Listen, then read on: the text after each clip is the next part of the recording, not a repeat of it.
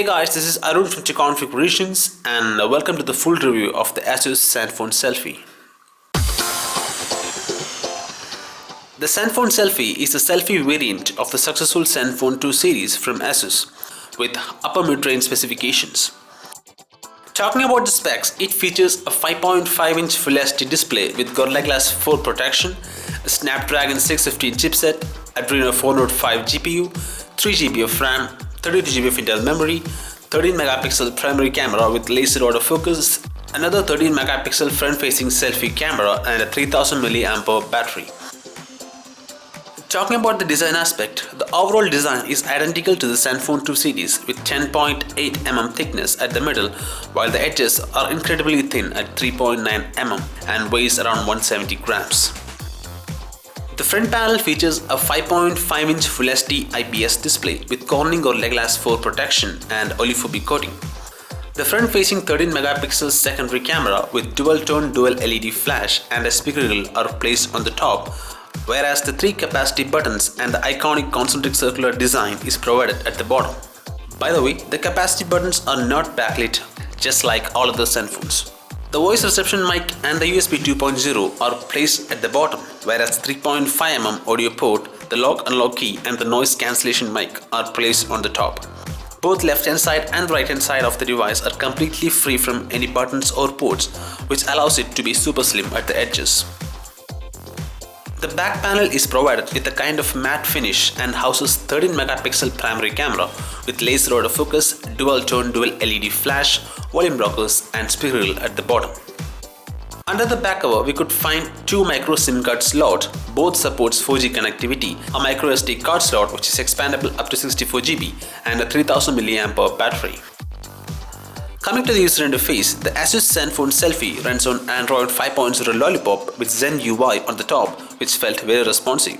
The default Zen UI launcher delivers a fully customized experience, starting from the pace transition effects to the advanced features like locking or hiding apps are integrated into the launcher. It even allows the user to choose whether they want a 2-layer mode with separate app drawer or a 1-layer mode without a separate app drawer, which is totally insane. Now coming to the dialogue of the Asus Zenfone Selfie, it is also a customized version but had no option for video calling directly from it, but you can always depend on third-party apps if you want. The messaging application does support SwiftKey and had no lag or delay in texting, while it also supported multiple color themes for the keyboard so that you can personalize it according to your wish. The drop-down menu was also heavily customized with a tons of quick toggle icons such as flashlight, calculator, quick memo, hotspot, glove mode, and also had option to add more or remove some icons if you want. There was also option available to adjust the screen brightness manually or to switch to auto brightness, which also means the device does support ambient light sensor. There was also option available for multiple user profiles and two different home interface, in which the easy mode is intended for those who prefer lighter UI experience. Talking about the storage, out of 32GB of internal memory, approximately 25GB was user available, and it does support moving of apps into memory card, whereas out of 3GB of RAM, 1.4GB was user available. The UI also features 4 different power saving modes such as the performance mode, the balance mode, smart saving mode and ultra smart saving mode. There is also the option available to trigger the ultra power saving mode automatically when the battery drops down to 15 or even 5%. The Asus has also provided touch gesture support, which allows the user to double tap and wake the device or to draw different pre-assigned letters to open apps directly from the lock screen. Now coming to the display quality, as I already said, the Zenfone Selfie features a 5.5-inch 1080p IPS display, which was great in terms of display quality and had uniform viewing angles. Touch responsiveness was also spot on with no jitteriness even in fast zooming. Talking about the multimedia performance, the Zenfone Selfie was capable of handling 720p and 1080p videos. The 720p video playback was ultra smooth as we would expect and had no buffering while skipping. It is almost same with the 1080p video playback as the device handled it effortlessly, just like the 720p video, and had no buffering while skipping. Now coming to the 4K video playback, sadly the device was not able to handle such high resolution videos. Talking about the camera department, the Zenfone Selfie features a 13 megapixel primary camera with laser autofocus and a dual-tone dual LED flash. The most important aspect of the primary camera is the laser autofocus itself, which makes it ultra-fast in terms of focusing and thus allows faster shutter speed. The camera app did support autofocus, touch focus, face detection and had a lot of additional shooting modes.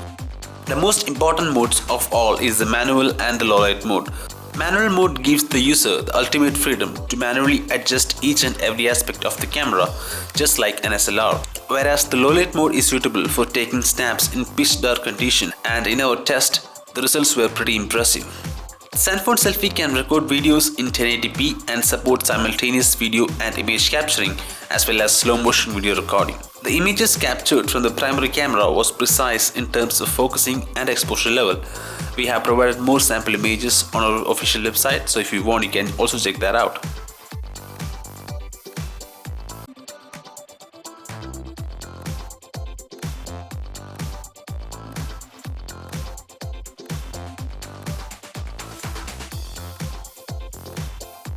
So now coming to the most attractive aspect of the device, which is obviously 13 megapixel secondary camera, which is undoubtedly the best in this price range. What makes it even more interesting is the camera modes such as beautification, selfie panorama and HDR, which is enabled in the front camera. The beautification modes allows to apply effects such as blush, skin softening, eye enhancement, cheek thickening in real time, while the HDR modes on the selfie camera was able to capture great detail even in high amount of backlight. Now coming to the performance aspect of the Asus Zenfone Selfie, it scored 38,570 in Antutu, which is a good score, whereas in Nina Mark II it scored 59 FPS, which also means you could play high-end games on this device without any issues. Now we have tested the gaming performance of the device with GT Racing 2 and it was running very smoothly even in full graphic settings. Another important thing that we could find in the gaming session is that there was no heating issue whatsoever even after 45 minutes of intense gaming. Now coming to the touch input, the Zenfone Selfie supports a full 10-point touch, whereas in terms of sensors, it has all the basic sensors like accelerometer, proximity, light, magnetic, orientation, gyro sensor and many more. It also supports notification LED and in our test, it was compatible with OTG devices. Now coming to the battery test, it took about 2 hours 30 minutes to fully charge the device from 0%, which is a very decent charging time considering the fact that it is having 3000 mAh battery. 15 minutes of 1080p video playback from microSD card in full brightness, full sound resulted in 4% of battery drop, which is totally great considering the fact that the devices like J5 and Moto G3 has dropped about 7% for the same. While 15 minutes of high-end gaming in full brightness and full sound resulted in 7% of battery drop, which also looks good considering the specifications. So now coming to the pros and cons of the device, the first positive thing about the device is that it supports 4G connectivity on both SIM. Second thing is that it has got a 5.5-inch 1080p display, which was totally great and had a very good viewing angles. The third positive thing is the Gorilla Glass 4 protection, which ensures maximum durability. The fourth positive thing is that it has got a great processor, which is Snapdragon 615, which is some of the best processors in this price range. The fifth positive thing is the camera department. As I already said, it features a 13 megapixel primary as well as secondary camera. Both were really great in our test, so I would definitely say it is some of the best selfie cameras out there.